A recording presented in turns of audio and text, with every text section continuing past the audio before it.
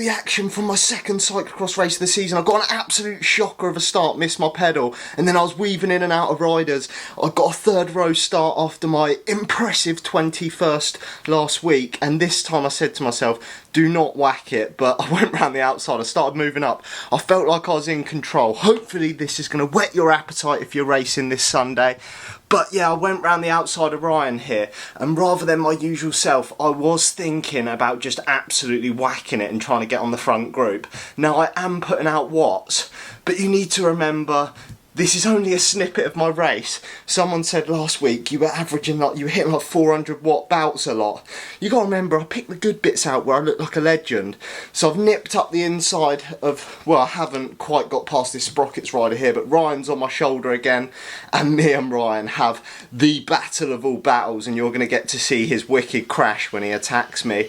But yeah, we do manage to get past the sprockets rider here. He takes a bit of a wide line, so we just nip up the inside and try and bridge back onto this group in front. And like, the big problem for me, like I was saying, I did only average like 200 watts in this race, so take the bits I've put in with a pinch of salt, because I don't put the boring bits in where I'm not pedalling.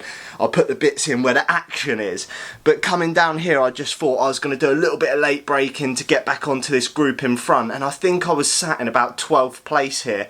So from a 21st place gridding, 12th place is not bad, but we were coming into the off-camber section. I'd already decided before the race I was going to run all the sections that were a bit hit and miss for me.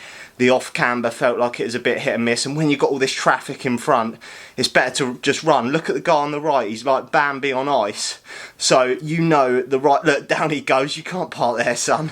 So you know the right option was to just get off, run, but a little gap opened up in front of me here, and I knew I didn't quite have the power and legs to shut it down. Also, before anyone says your heart rate's at 130, I'm having slight issues getting either the power and the heart rate to work. You get one or the other, but Ryan came back past me here, and Ryan was on top form. He wanted to beat me today, and the race was on now. We had a good old ding-dong for the next half an hour. And I'll tell you what, if it wasn't for, spoiler alert, Ryan decks it in a minute, well, in about half an hour, if it wasn't for that, he probably would have had the better of me on this day, because he was pinging. But like, when you've got that carrot dangling, I was just like, get on his wheel and just suck it up now, try and go with it every time he accelerates. So we're both sitting, I think we had moved up to probably about 11th spot now, me and Ryan battling for 11th. We did have a couple of riders behind us though, but he was accelerating out of here. And one thing I've noticed, I said to Sarah, like, the extra weight I'm carrying makes such a massive difference. I'm not going to lie to you, being 15 kilos heavier, my numbers are very similar. Like, I'm maybe down like 20 watts in a race, but Ryan left the door open there, and if you ain't rubbing, you ain't racing. When he left the door open there, I remember going past him and saying something like, oh, you got to have a first lap battle. And normally I wouldn't do a move like that, but I just felt like being a chopper. But eventually we hit this straight again, and I think he does come, or is it Kev that comes past me here, and Kev's absolutely flying at the moment, but I thought I'll jump on his wheel. He is riding a giant, so you know, man's got to be fast. Look at that fresh whip he's on. But he came past, and I was like, you've got to jump on his wheel and go with it. And literally as soon as we hit that muddy section, that start putting down some watts, I was like, your boy can't go with it. But I think I managed to shut the gap down on this climb. I do not know how. I think he loses a bit of traction at this bottom section here, which allows me to bridge back onto his back wheel.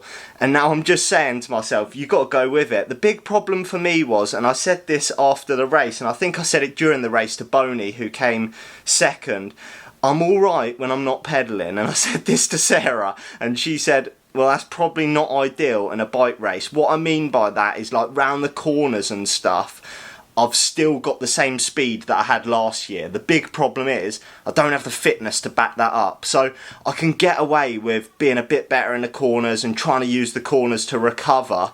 But as soon as we hit a section where you need to be putting down the watts, putting down the power, nothing in cyclocross beats fitness. Like, yes, you need a bit of skill, but at the end of the day, most of the time, the fittest guy in the race wins. It's as simple as that. If you've got the power, look, so you'll see here, I start to lose Kev's wheel. he's just pulled away from me out of that corner, but I'm not worried because I know that I'm not bigging myself up, but I knew I could do a little bit of late braking down here into this corner section and I'd shut that gap down. So you can see right away there, holding more speed into the corners, and I had the speed to go round him on these corners, but I just thought it was pointless. Look, you can see I'm having to ease off the gas.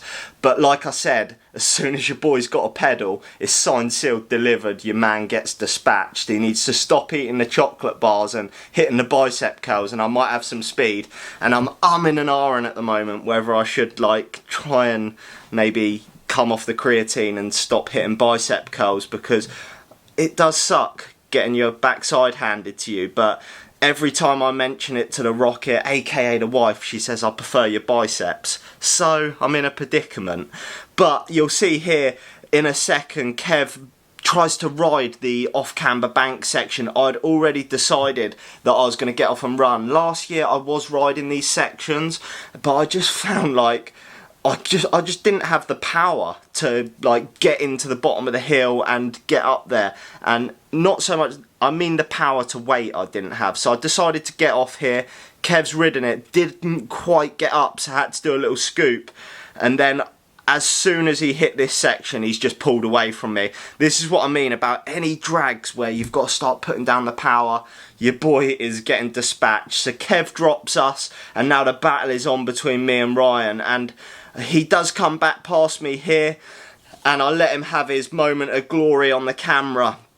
But your boy can't contain himself, and when I get the chance I do go straight past him. He kept leaving the door open for me here. He was toying with me. Ryan was like, he obviously did not want to take the drag section in a minute, so he let me go back past, and then he was a wheel sucker now for the next sort of like 15 minutes. Ryan just sat on the wheel, and I was waiting and waiting, and I thought eventually he's going to ping an attack on me. So we're at about the 25-minute mark, and Ryan goes nuclear. He hits me with the attack, and originally I thought to myself in the race, no, let it go. And then I thought, no. I knew he wanted to beat me, so I was like, jump on his wheel, go with it, dig in, and this put me in a big hole. My heart rate actually hit 185 here. I don't know why I can't get it all to sync up. I'm sorry, I might just take heart rate off next week. But yeah, my heart rate maxed out at this point, and he sits up a little bit here, so I get back on, and then bang, I take this corner terribly, get a bit slippy, trying to get on his wheel, and he attacks again. And I'm like, Georgie boy, you gotta go again. And I managed to just cling on for dear life, get back on his wheel, but I was in a hole right now. Like, I was just thinking to myself, if Ryan pings it again, your boy is in trouble. I managed to do the usual bit of late braking, you know, when you are really super unfit, you just have to late brake into corners and shut the gap down in any technical sections. But we hit the off-camber here, and Ryan had been running it all the other laps, but he decides to ride it. So you'll see he really attacks into the off-camber, gets a little bit of a gap, and he's like scooting along. I'm off running. Now, the scoot didn't work until he gets clipped back in just here, and he was gonna start pulling away from me. Just here, he starts hitting the pedals again. The only problem is he decided to pedal straight. You can't park there, Ryan. And I'll admit, during the race I did laugh a bit, but that crash did look like it hurt. But I then found myself in no man's land for a lap until bang, the boys behind started catching. And honestly, where Ryan came off, it sort of lost my momentum. I lost the carrot dangling, and every man and his dog started coming past me, and there was absolutely nothing I could do. I managed to jump on Tim's wheel, and yet again it was through this twisty section I was fine. So if I can find a little bit of racing legs, I think I'll be able to move up into that top 10 spot I'm hoping for. But yet again, it was just the fitness. We're running along this section, and then eventually I just get dispatched. I just didn't have the legs and the fitness to go with Tim and the rider in front, and then the world just started closing in on me. We were 45 minutes in. I need a 40-minute race. I've got another 9 years before I get that in the vets category, unfortunately. But they started to pull away from me here, and then it all just went from bad to even worse for you, man. You can see I'm still putting out like good watts, but it's in between. I can't keep like hitting these sustained efforts this year. Like last year I was able to do that, and then we were another spot lost, and I did manage to just cling on to this for like a split second, but then, yep, your boy got dispatched again. And then we were coming into the last lap and a half, like, well, a lap and 10 seconds, and Dan come past and attacked pretty hard, and I was like, right, go with him, go with him. And then took a terrible corner again, he attacks again. What does your boy do? 1 lap to go, he loses another spot. It was just absolutely eyes bleeding, and I had nothing to give. Then Boney laps me, so Boney's in second place right now, and he taps his bum to say jump on, and I was like, right, let's see.